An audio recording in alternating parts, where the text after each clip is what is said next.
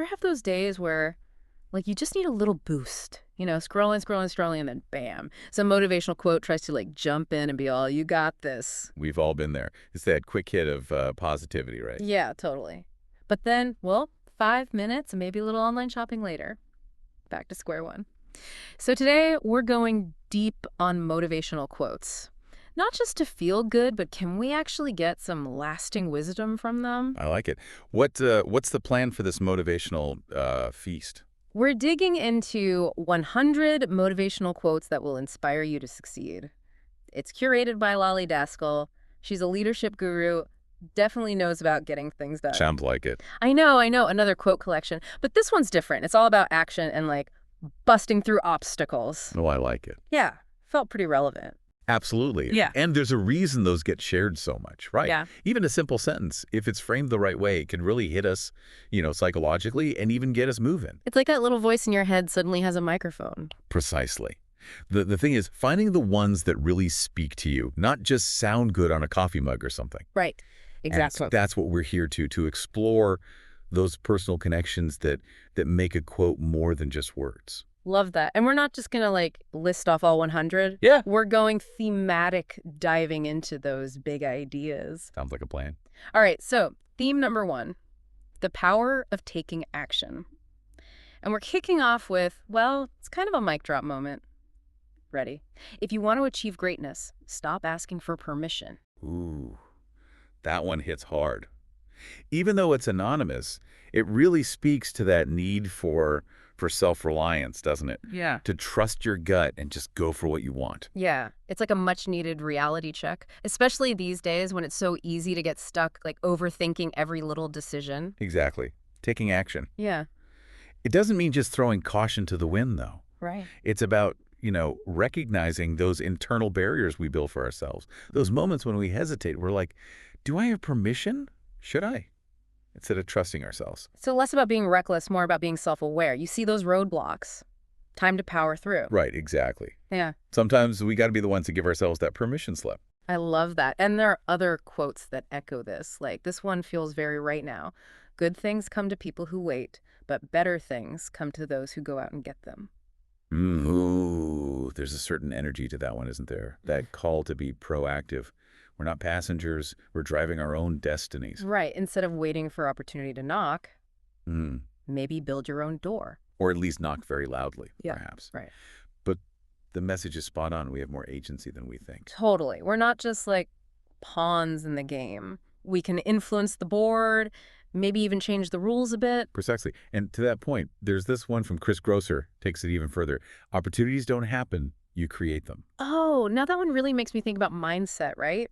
If you believe those opportunities are out there, you're more likely to actually, well, create them.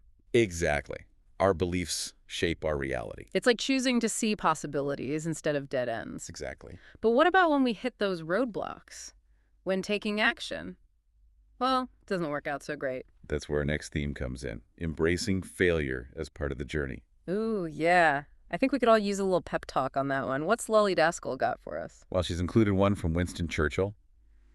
Talk about overcoming adversity. He said, and I'm paraphrasing slightly, success is not final.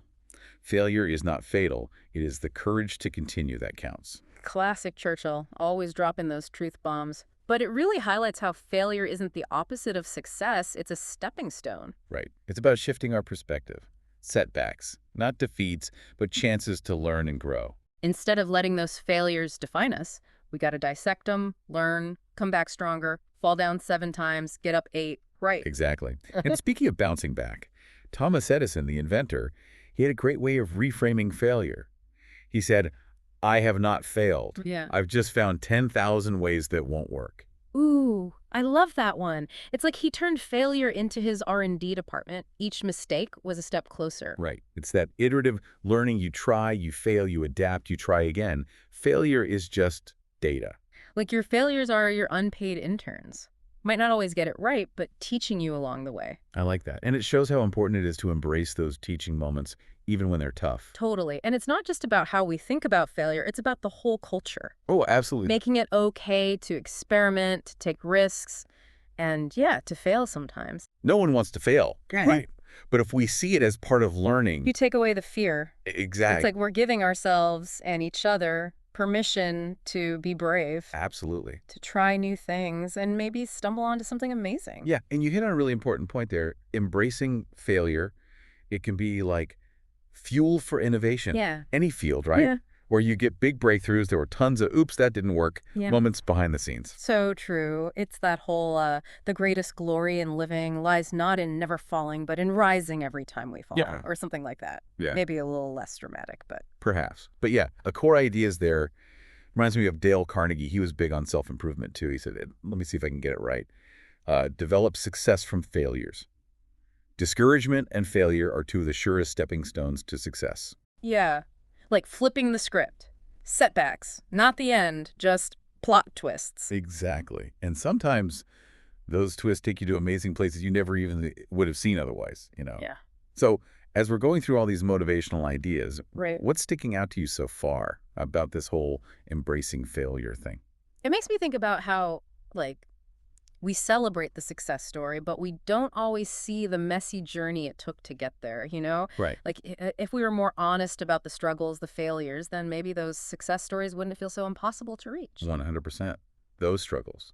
That's where you find your resilience, Yeah. your creativity, how much you can actually grow. So instead of being scared of failure, maybe we should, like, try to find it. Or at least not freak out when it happens, because it's going to happen. Exactly. And that leads right into something else super important for success. Are you ready for it? Mindset. Oh, for sure. That's huge. Our mindset can be our biggest fan or like our worst enemy telling us we can't do stuff. How do we make sure we've got those good vibes going? It's a balance, right? Yeah. You need to be optimistic, but also realistic. Acknowledge the challenges, but still believe you can beat them. So, healthy dose of reality, but no pity parties. Exactly. John Wooden, the basketball coach. Yeah. He said something that really gets at this. He said, things work out best for those who make the best of how things work out. That's one of those like simple but deep quotes, right? It's on us to focus on what we can control, not get stuck on the stuff we can't. Precisely. Adaptability, resilience, solutions, not problems. Instead of complaining about the rain, learn to dance in it. I love that. Exactly what Wooden was talking about. And sometimes just that little shift, that's all it takes to turn a bad thing into a chance to grow. Totally. And this one, I don't know who said it, but it's like, if you do what you always did, you will get what you always got. Ooh, that's a good one. Right. You want different results. Got to change things up. Habits, your approach. Your mindset even. Yes. So if we keep hitting that same wall, maybe time to find a new route. Yeah. Or build a door, haha. But really, we can break free from those patterns, you know? Exactly. It's powerful realizing that. We're not just along for the ride, we make choices. But how do we actually do that? It's one thing to know what we should do, but actually doing it. The million-dollar question right there. And I don't think there's just one answer, but maybe by looking at these motivational quotes, some ideas will click, you know?